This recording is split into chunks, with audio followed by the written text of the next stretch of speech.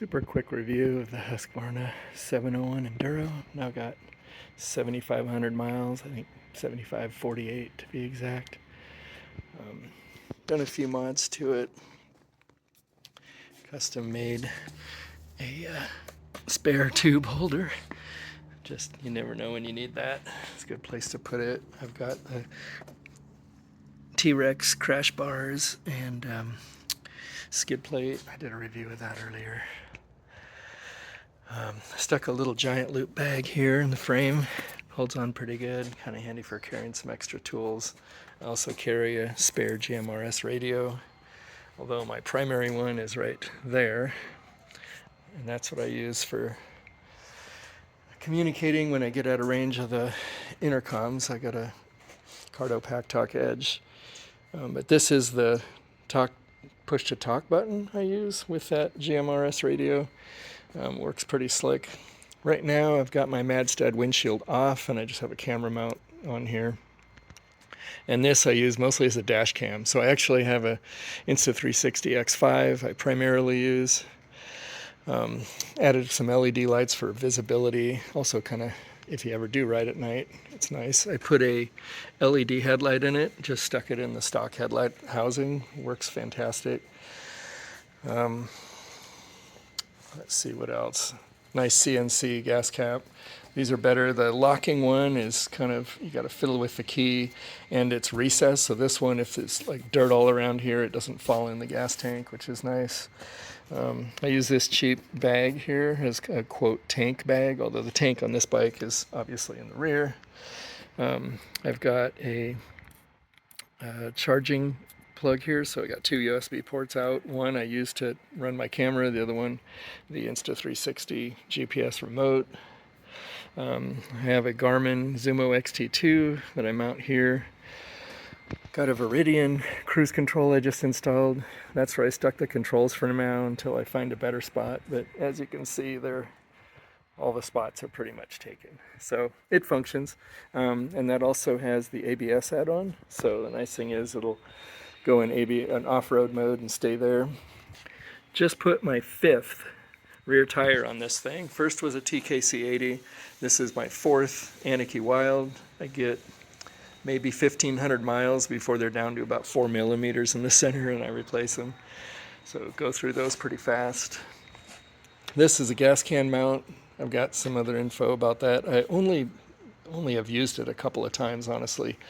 Vast majority of the time I have plenty of fuel in the 3.4 gallon tank that's in it, but just in case, this is a cheap Amazon one to be honest, but it mounts in there, screw thing in the middle with a lock, and I can fill it while it's mounted, which is nice. So when I go to the station, fill the tank, then I come over, fill the can, I don't even have to take it off.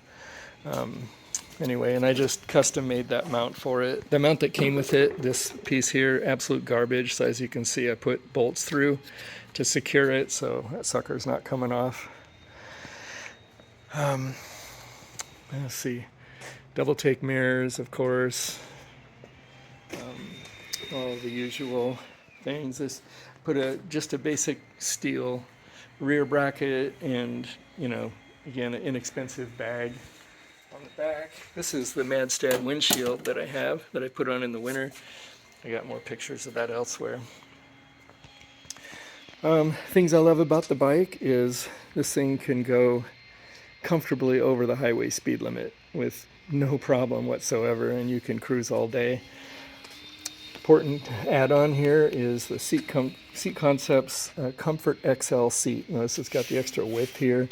Huge difference that made. You wouldn't think so, but it's amazing the difference that made. So super important there. The windshield, awesome when you get out on the highway, especially in the winter when it's cold out. But even for deflecting bugs and such.